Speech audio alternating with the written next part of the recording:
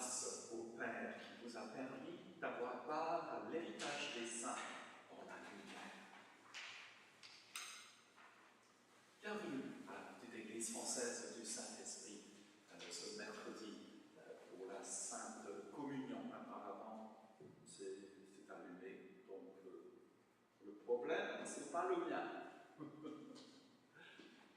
Bienvenue à la petite église française du Saint-Esprit ce mercredi pour la Sainte Communion. Si vous faites partie de la congrégation par voie d'Internet, le lien pour le bulletin se trouve juste en dessous de notre chaîne YouTube. Welcome to the Little French Church of Saint Esprit this Wednesday lunchtime for our Holy Communion service. Today, during the week of prayer for Christian unity, it's the Confession of Saint Peter, which we will be celebrating in our communion service with our readings and prayers. Tournons maintenant à nos bulletins.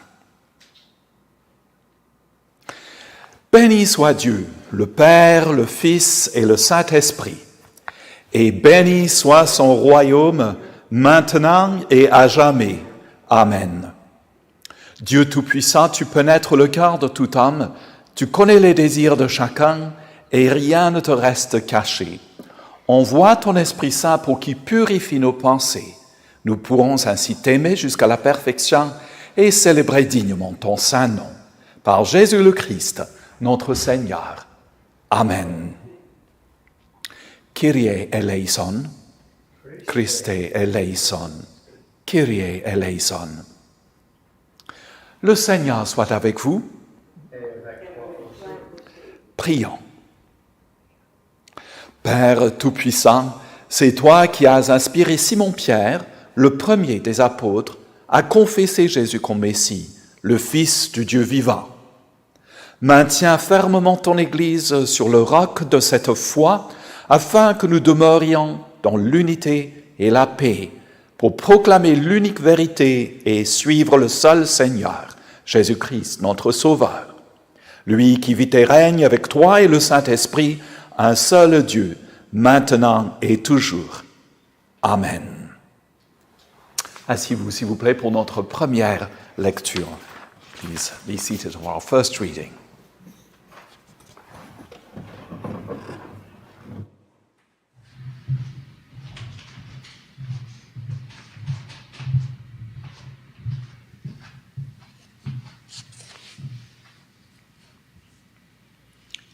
Les Actes des Apôtres, chapitre 4, versets 8 à 13.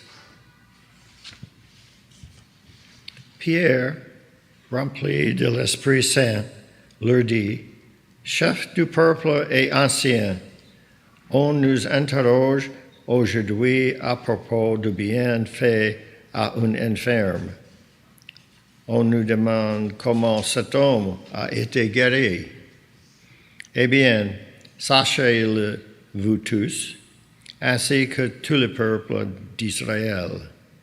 Si cet homme se présente devant vous en bonne santé, c'est par le pouvoir du nom de Jésus-Christ de Nazareth, celui que vous avez crucifié et que Dieu a ressuscité des morts. Jésus est la pierre que vous, les baptiseurs, avez rejetée et qui est devenue la pierre d'angle. Le salut se trouve uniquement en lui, car nulle part dans le monde il n'a été donné aux êtres humains quelque d'autre par qui nous pourrions être sauvés. Les membres du conseil étaient très étonnés, car ils voyaient l'assurance de Pierre et de Jean et se rendaient compte en même temps que c'étaient des gens simples et sans instruction. Ils reconnaissaient en eux des compagnons de Jésus. Parole du Seigneur. Nous rendons grâce à Dieu.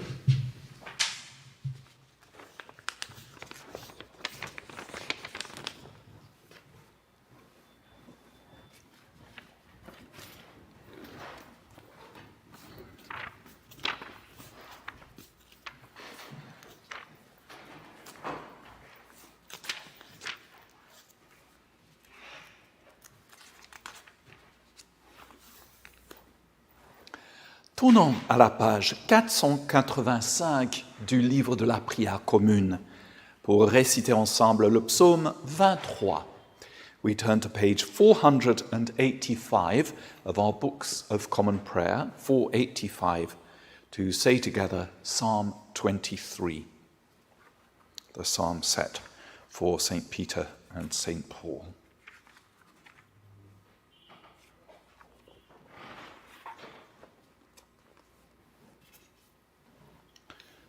Ensemble.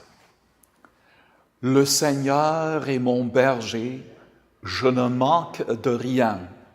Sur des prés d'herbes fraîches, il me fait reposer. Il me mène vers les eaux tranquilles et me fait revivre. Il me conduit par le juste chemin pour l'honneur de son nom. Si je traverse les ravins de la mort, je ne crains aucun mal, car tu es avec moi. Ton bâton me guide et me rassure. Tu prépares la table pour moi devant mes ennemis. Tu répands le parfum sur ma tête, ma coupe est débordante. Grâce et bonheur m'accompagnent tous les jours de ma vie. J'habiterai la maison du Seigneur pour la durée de mes jours. Gloire au Père et au Fils et au Saint-Esprit, au Dieu qui est, qui était et qui vient, pour les siècles des siècles. Amen.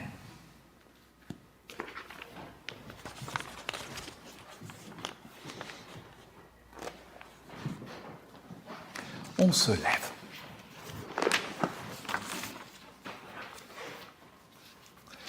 L'Évangile de Jésus-Christ selon Matthieu, chapitre 16, versets 13 à 19.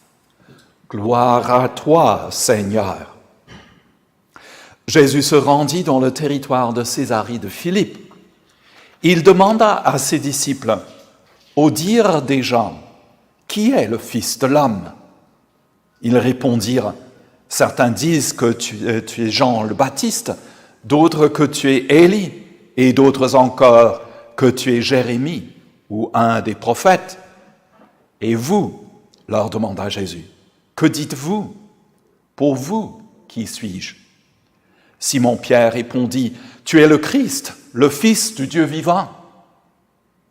Jésus lui dit, tu es heureux, Simon, fils de Jonas, car tu n'es pas découvert cela de toi-même, mais c'est mon Père qui est dans les cieux, qui te l'a révélé. Eh bien, moi je te le déclare, tu es Pierre, et sur cette pierre je bâtirai mon église. La mort elle-même ne pourra rien contre elle. Je te donnerai des clés du royaume des cieux.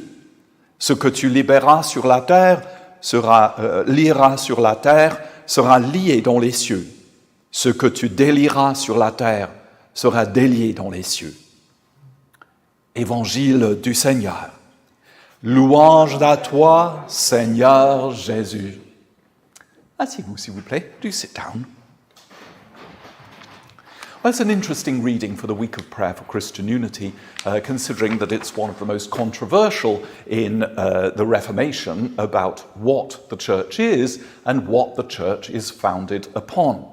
I'm thinking particularly of Joris this week, who is in Rome and helping out with the work of the Anglican Centre in Rome in the week of prayer for Christian unity, a very, very busy week that culminates in a service in the St. Peter's in the Vatican, to which Joris's boss, and Joris himself sometimes was last year, well, he'll be invited back this year, attends, which the Pope presides at and invites the leaders of various denominations to come along, including the Greek Orthodox and the Anglicans and the Lutherans, the Methodists and others present in Rome. Of course, we know that this passage here saying, you are Peter, and on this rock I will build my church, has sometimes been used in the past to justify the claims of the Roman Catholic Church throughout history to be the one true church to which all other churches should pay respect and honour. So much so that in one of the papal bulls that was published by a previous pope, it said, outside the Roman Catholic Church there is no salvation, partly based on this particular passage. I don't think that the efforts of the ecumenical movement of the 1960s that were full of so much hope that maybe the churches would eventually all come together really any longer take this passage as being definitive proof that the Church or the Bishop of Rome has primacy in terms of who he declares to be saved and not over all of the rest of Christendom. And unfortunately, that argument has sort of obscured the actual content of this remarkable reading and the declaration of St. Peter. It's been used in three other ways throughout history before this controversy arose in the following the separation of the Eastern Church and then of Northern Christendom, of Northern Europe during the Reformation. They say, what has Peter actually said? Peter has confessed Jesus to be both divine and human.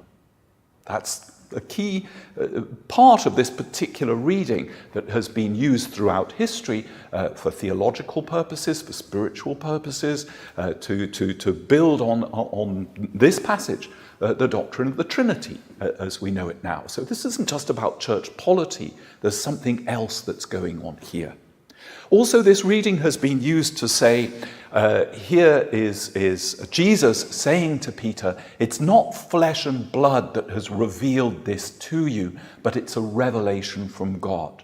So here we can see that this passage has also been used in the church throughout history to say, reason will not get you all the way to heaven.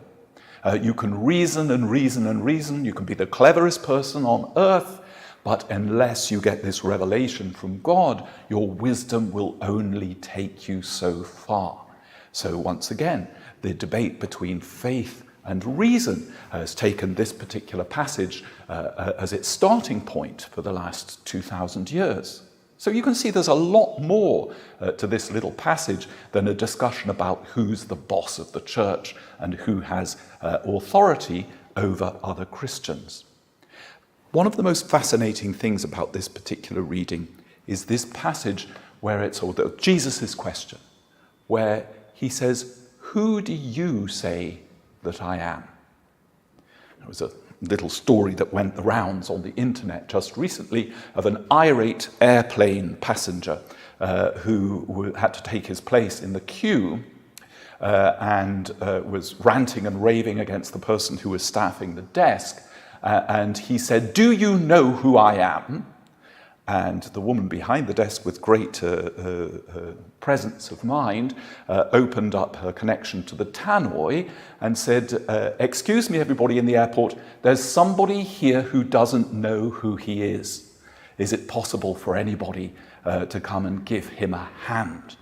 We're all used to these stories in New York about famous people pushing their way to the front of the queue on the basis of their perceived notion of themselves and their status in society. Why does Jesus ask this question? Why does this pop up in the middle of this thing? Why doesn't Jesus just say, yes, Simon Peter, I am the Christ, the Son of the living God? Why does he wait for Peter to say that to him instead of laying the facts out for his poor, confused disciples, because certain people said that he was Jeremiah, others that John the Baptist had come back from the dead, others said that you are Elijah. There were lots of opinions running around. Jesus could have taken that moment to say, well, all of these people have had good guesses, but actually I am the one that everybody has been waiting for. But you can see here not just a clue to what Jesus is encouraging his disciples to see, but a question that perhaps we can ask for ourselves of ourselves. We are very used in our very consumer society and advert-based society to worry about what other people think about us. It's very important to stress your own identity, to be very clear about who you are, to define yourself as belonging to this group or that group, and to rest our identity on one of these particular things and ask no further questions. One of the most difficult things to ask of a friend or a spiritual companion is, how am I coming over? Who do you think I am? What a privilege it would be, and how frightening sometimes it would be, to be able to see ourselves, as the poet Burns said, as others see us. In some ways, that's a terrifying notion. But in other ways, here we have Jesus asking that very question of the people that he's been ministering alongside, who know him, seemingly, inside out. The point, I suppose, is this. What we make of ourselves and how we define ourselves is provisional. None of us knows ourselves deeply and profoundly. And in fact, I cannot know myself without you. I'm nothing if I'm just dwelling inside my own head. Jesus is maintaining here that we cannot be people without each other. There's a famous story in the Philokalia, the great work of the Greek Orthodox monks on Mount Athos in Greece. And it goes something like this. One of these elders was out on a walk with a younger brother, and they discovered this skull that was lying on the ground. And the elder poked the skull with his stick and said, "Who are you?" And he replied, "I am a pagan priest." And he further asked the question, "Where are you now?" And he said, "I'm in hell." And he said, "What is your punishment?" And he said, "We are bound together back to back, and we can never see each other's faces." That was considered to be the worst punishment of all. That what Jesus is doing here is establishing this relationship. He could have told them who he was. He could have been very clear and bullied them into acquiescence. But the foundation of the church is not the declaration of an authority that is handed down as both de facto and de jure from one generation to another. The foundation of the church is the community of God's people asking each other that they may be able to live together in a community of mutual support and mutual love, so that we can all confess together that our foundation doesn't lie merely in human resources, but actually it flows from Christ himself, who showed the way on how to build a community not based on rationality or authority alone, but based on mutual respect and relationship, which Jesus sealed for us on the cross and through his resurrection. Amen.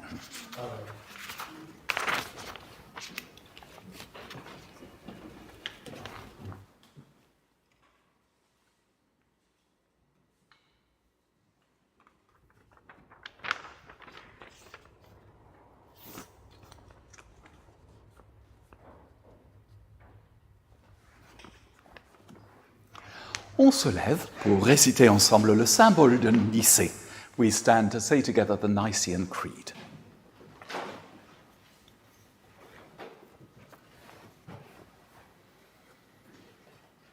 Nous croyons en un seul Dieu, le Père Tout-Puissant, Créateur du ciel et de la terre, de l'univers visible et invisible.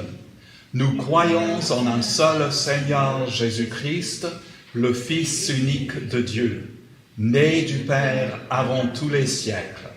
Il est Dieu, né de Dieu, lumière née de la lumière, vrai Dieu né du vrai Dieu, engendré, non pas créé, de même nature que le Père, et par lui tout a été fait. Pour nous les hommes et pour notre salut, il descendit du ciel. Par l'Esprit Saint, il a pris chair de la Vierge Marie et s'est fait homme. Crucifié pour nous sous Ponce Pilate, il souffrit sa passion et fut mis au tombeau. Il ressuscita le troisième jour, conformément aux Écritures, et il monta au ciel. Il est assis à la droite du Père, il reviendra dans la gloire pour juger les vivants et les morts, et son règne n'aura pas de fin. Nous croyons en l'Esprit Saint, qui est Seigneur et qui donne la vie. Il précède du Père et du Fils. Avec le Père et le Fils, il reçoit même adoration et même gloire. Il a parlé par les prophètes. Nous croyons en l'Église, une sainte, catholique et apostolique. Nous reconnaissons un seul baptême pour le pardon des péchés. Nous attendons la résurrection des morts et la vie du monde à venir. Amen. Asseyez-vous, s'il vous plaît, pour nos prières.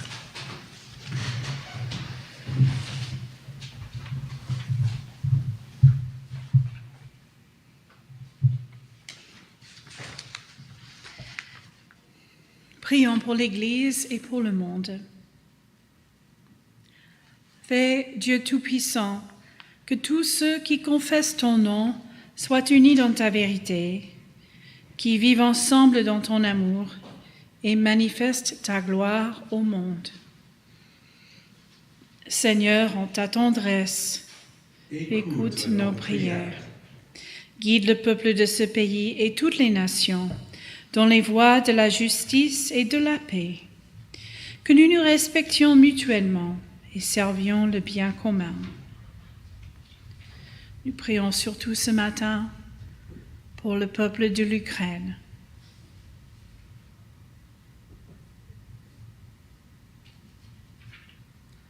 Seigneur, en ta tendresse, écoute nos prières. Donne à tous le respect de la terre, œuvre de ta création, que nous utilisions ces ressources à bon escient pour le service de tous, en l'honneur et à la gloire de ton nom. Seigneur, en ta tendresse, écoute nos prières. Bénis ceux dont la vie est liée à la nôtre. Fais qu'en eux nous servions le Christ et que nous nous aimions comme il nous aime. Prions surtout ce matin pour notre frère Joris, pour son ministère en tant que YASC, missionnaire, pour ses collègues et sa famille spirituelle à Rome et ici à Saint Esprit. Nous prions pour les églises de toute confession pendant cette semaine d'unité, de prière d'unité chrétienne. Seigneur, en ta tendresse, écoute nos prières. Réconforte et guéris ceux qui souffrent dans leur corps et dans leur esprit. Donne-leur espérance et courage dans leurs difficultés et communique-leur la joie de ton salut.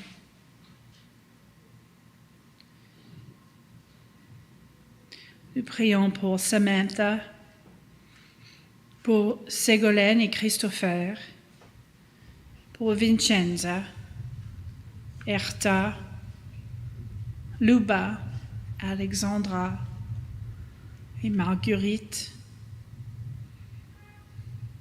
pour tous ceux que nous nommons à haute voix, dans le chat ou dans le silence de nos cœurs.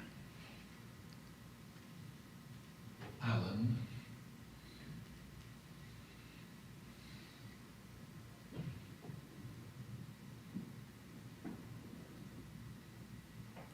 Seigneur, en ta tendresse, Écoute nos prières. Nous confions à ta miséricorde tous les défunts, que ta volonté sur eux s'accomplisse.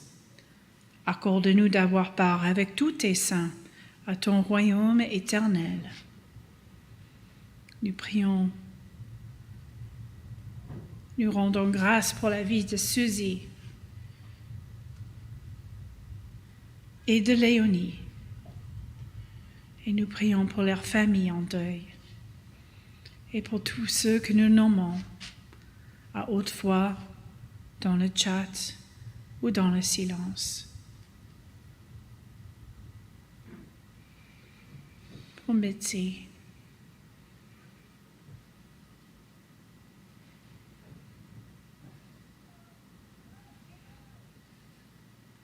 Seigneur, en ta tendresse, écoute nos prières. Par ton Saint-Esprit, Dieu Tout-Puissant, tu nous unis au sein du ciel et de la terre. Permets que dans notre pèlerinage terrestre, nous soyons toujours soutenus par cette communion de prière et d'amour, et que nous soyons sensibles aux témoignages qui rendent autour de nous à ta puissance et à ta miséricorde. Nous te le demandons pour l'amour de Jésus-Christ, en qui, par l'Esprit, tu accueilles toutes nos intercessions. Lui qui vit et règne dans les siècles des siècles. Amen. Amen.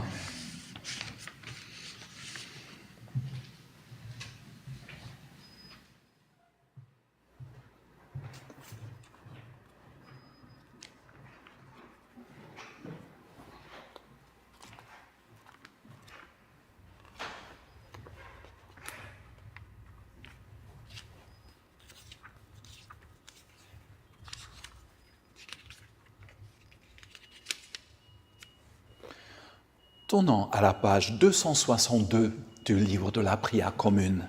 We turn to page 262 of the Book of Common Prayer. 262.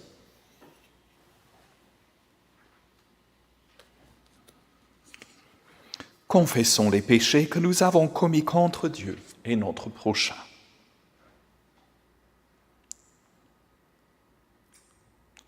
Ensemble. Dieu de miséricorde, nous confessons que nous avons péché contre toi en pensée, en parole et en acte, par ce que nous avons fait et ce que nous avons omis de faire. Nous ne t'avons pas aimé de tout notre cœur, nous n'avons pas aimé notre prochain comme nous-mêmes. Nous regrettons sincèrement ces fautes, humblement nous nous en repentons. Pour l'amour de ton Fils Jésus-Christ, prends pitié de nous et pardonne-nous. Alors ta volonté fera notre joie et nous pourrons marcher dans tes chemins pour la gloire de ton nom. Amen.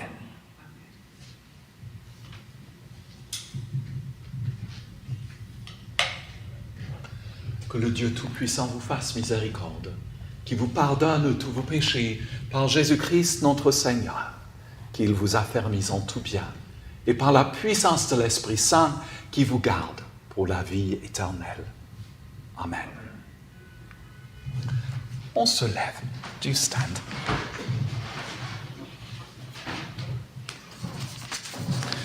Que la paix du Seigneur soit toujours avec vous. Merci. La paix à tous ceux ici présents dans l'Église et à tous ceux qui font partie de la congrégation par voie d'Internet. La paix soit avec vous tous aujourd'hui et pour la semaine à venir. Peace be with you all.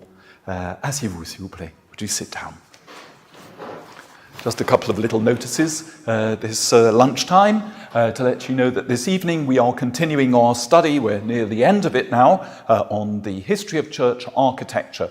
This evening we're going to be looking at what happened to church architecture after the Second World War, a very important period. We're going to be looking at France and Germany, the United States, to some extent at England and some other churches around the world.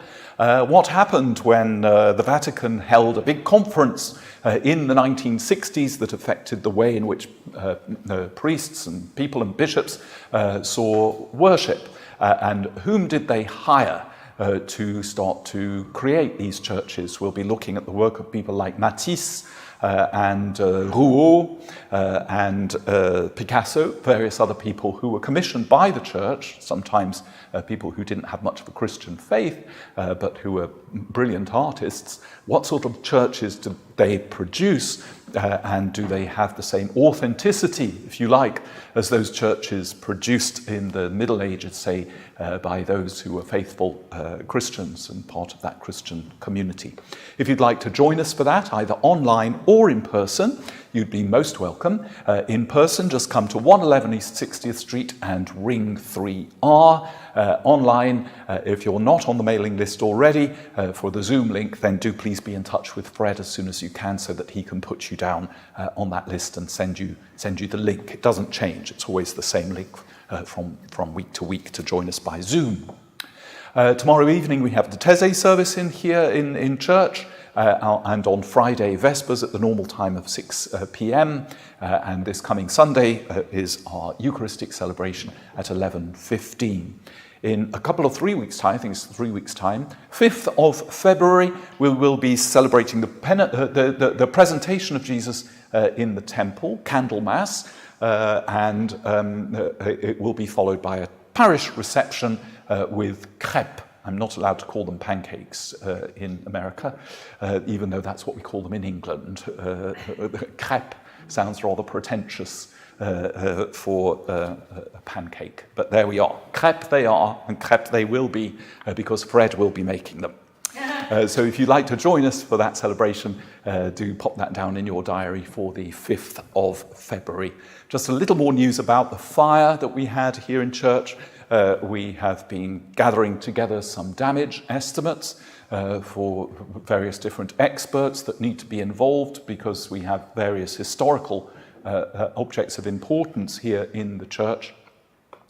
We are almost done with preparing the inventory, which will be presented to the insurance company in the coming week, so that we will know exactly what we're able to do on the basis of the insurance. We're very well insured by a very reputable and a very good firm. We've had a great deal of help from the vestry and from our building manager, and from some of the experts that they've been able to bring in and look at things like the organ and the electronic equipment, as well as the eagle and the prayer boards and the cuisson on the wall, and the brass monuments, which will all be brought up to a good standard once again, if all goes well with the insurance company. We will be carrying on having services in the church for the time being, but obviously we have to have the floor repolished and the whole place painted and everything taken away to be cleaned, but we will inform you of our plans for that. All the services will take place. Some of them may not take place here in this particular building, but we will have the midweek communion service and the Sunday services and other services maybe online temporarily from the recording studio. But you're very welcome to come and join us for those services if you can manage the flight of stairs.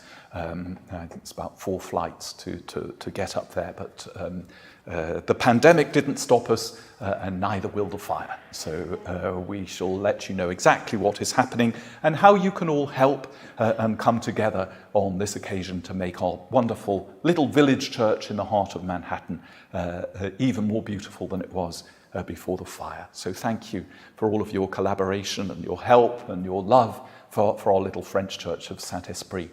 We shall see through this. The elevator works?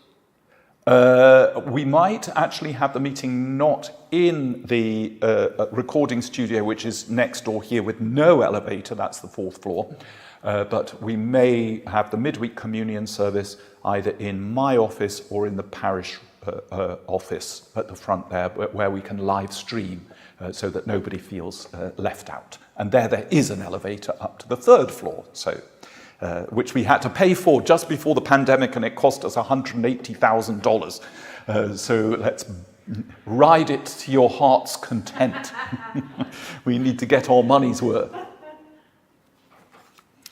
Thank you for your continued contributions to the church as well. There is a pledge form on the back of our Sunday bulletin, and you can make a contribution online if you're watching, because we have a little link just underneath the YouTube video that will keep us afloat. Yes, Nerida?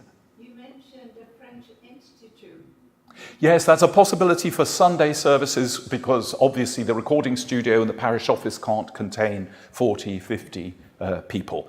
So we're going to see if we can get in touch with them, as we did last time, to be able to have the Sunday service in the Sky Room, the Sky Room, as we have to call it, the Sky Room at the top of the Alliance Française. But we would be coming back here to see how the progress is going for the renovation of the church, and to have our normal parish reception upstairs in the parish room, so we have some continuity with the building, even during the renovations. Bon, I think that's it. Seigneur notre Dieu, tu es digne de recevoir la gloire, l'honneur et la puissance, car c'est toi qui as créé toutes choses. Tu as voulu qu'elles soient, elles ont été créées.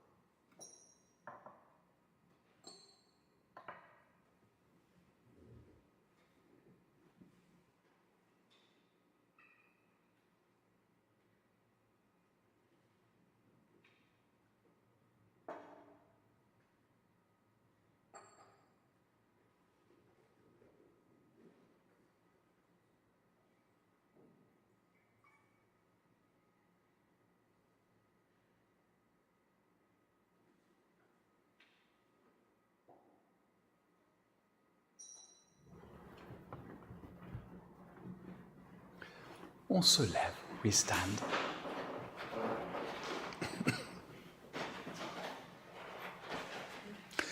Le Seigneur soit avec vous. Élevons notre cœur. Nous le tournons vers le Seigneur. Rendons grâce au Seigneur notre Dieu. Cela est juste et bon. Il est juste et bon. C'est notre joie de te rendre grâce en tout temps et en tout lieu, Père Tout-Puissant, Créateur du ciel et de la terre. Car dans le mystère de l'incarnation du Verbe, tu as fait luire en nos cœurs une lumière nouvelle qui nous révèle ta gloire dans le visage de ton Fils, Jésus le Christ, notre Seigneur. C'est pourquoi nous te louons. Joignons nos voix aux anges et aux archanges, à toute l'assemblée des cieux, qui chante sans cesse cet hymne à la gloire de ton nom. Saint, Saint, Saint le Seigneur Tout-Puissant, le ciel et la terre sont remplis de ta gloire. Hosanna au plus haut des cieux. Béni soit celui qui vient au nom du Seigneur. Hosanna au plus haut des cieux. Père saint et plein de bonté, dans ton amour infini, tu nous as créés pour être tiens. Et lorsque, succombant au péché, nous sommes devenus esclaves du mal et de la mort, dans ta miséricorde, tu as envoyé Jésus-Christ, ton Fils unique éternel, pour partager notre nature humaine, vivre et mourir comme l'un de nous, et nous réconcilier avec toi, le Dieu et Père de tous. Il a étendu les bras sur la croix, et obéissant à ta volonté, il s'est offert lui-même, sacrifice parfait pour le salut du monde. La nuit où il fut livré à la souffrance et à la mort, notre Seigneur Jésus-Christ prit du pain, et, t'ayant rendu grâce, il le rompit et le donna à ses disciples en disant « Prenez, mangez, ceci est mon corps, livré pour vous. Faites ceci en mémoire de moi. »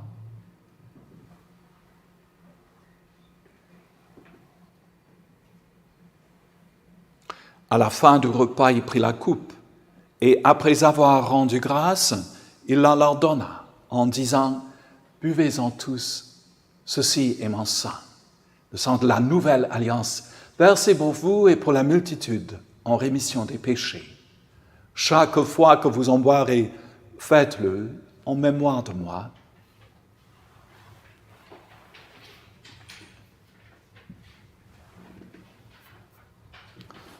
Proclamons le mystère de la foi.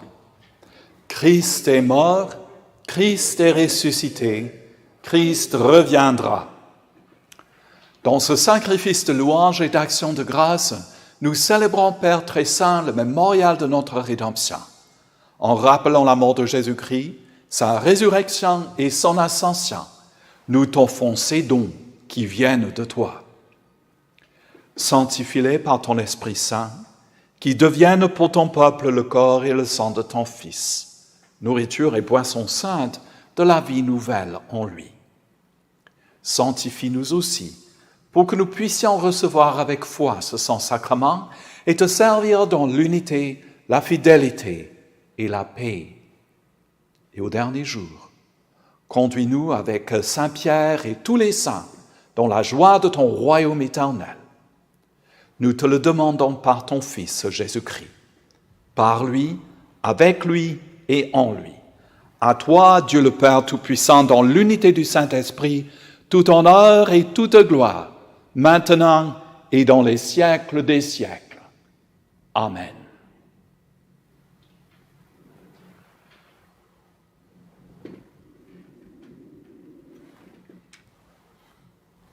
Et maintenant, comme nous l'avons appris du Sauveur, nous osons dire « Notre Père, qui es aux cieux, que ton nom soit sanctifié, que ton règne vienne, que ta volonté soit faite sur la terre comme au ciel. Donne-nous aujourd'hui notre pain de ce jour. Pardonne-nous nos offenses, comme nous pardonnons aussi à ceux qui nous ont offensés. Et ne nous laisse pas entrer en tentation, mais délivre-nous du mal. Car c'est à toi qu'appartiennent le règne, la puissance et la gloire, dans les siècles des siècles. Amen.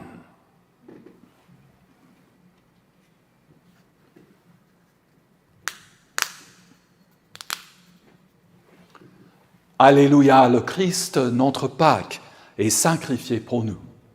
Célébrons donc cette fête. Alléluia.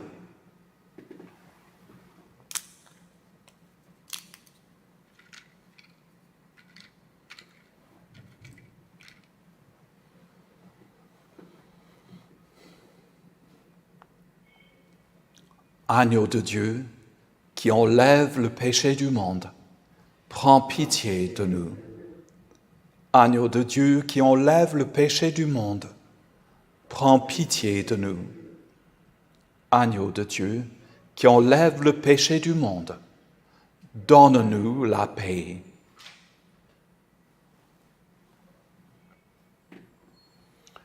Les dons de Dieu pour le peuple de Dieu, prenez en mémoire de ce que Christ est mort pour vous, que votre cœur, par la foi, s'en nourrisse avec reconnaissance.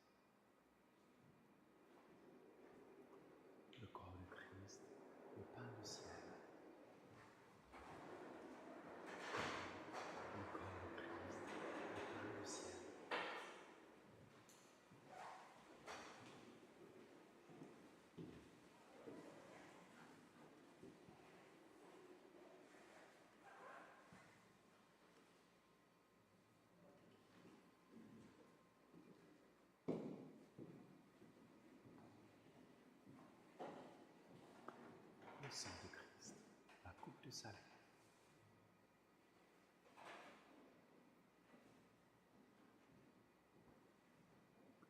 Le sang de Christ, la coupe du salut.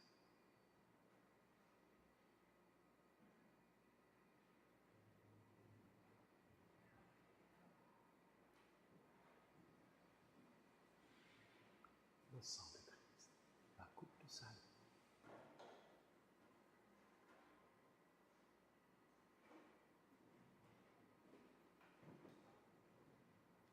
Le sang de Christ, la coupe du salut.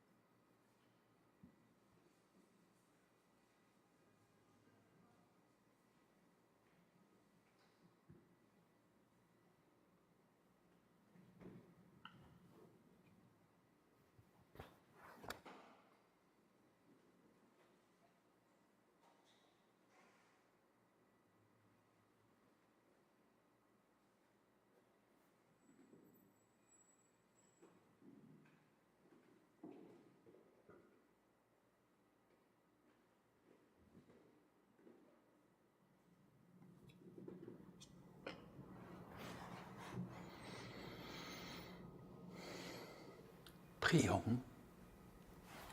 Dieu éternel, notre Père des cieux, dont ta grâce tu nous acceptes comme membres vivants de ton Fils Jésus-Christ notre Sauveur, et tu nous as nourris de ton élément spirituel dans le sacrement de son corps et de son sang.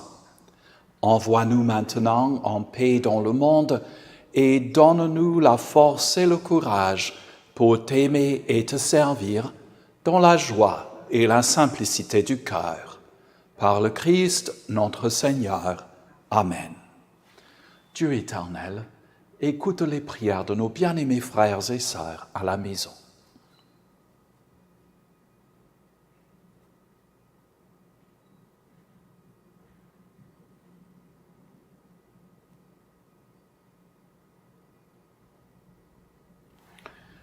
On se lève, we stand. Le Christ est la lumière qui dissipe les ténèbres. Marchez avec lui, plein de confiance, et que Dieu fasse de vous des lumières pour guider vos frères et sœurs sur leur chemin. Et quand vous parviendrez au terme de la route, vous verrez celui que les mages ont cherché en se guidant sur une étoile, votre Seigneur, le Christ, lumière née de la lumière. Et que la bénédiction de Dieu Tout-Puissant, Père, Fils et Saint-Esprit, descende sur vous et demeure à jamais. Amen. Allons au nom du Christ, nous rendons grâce à Dieu.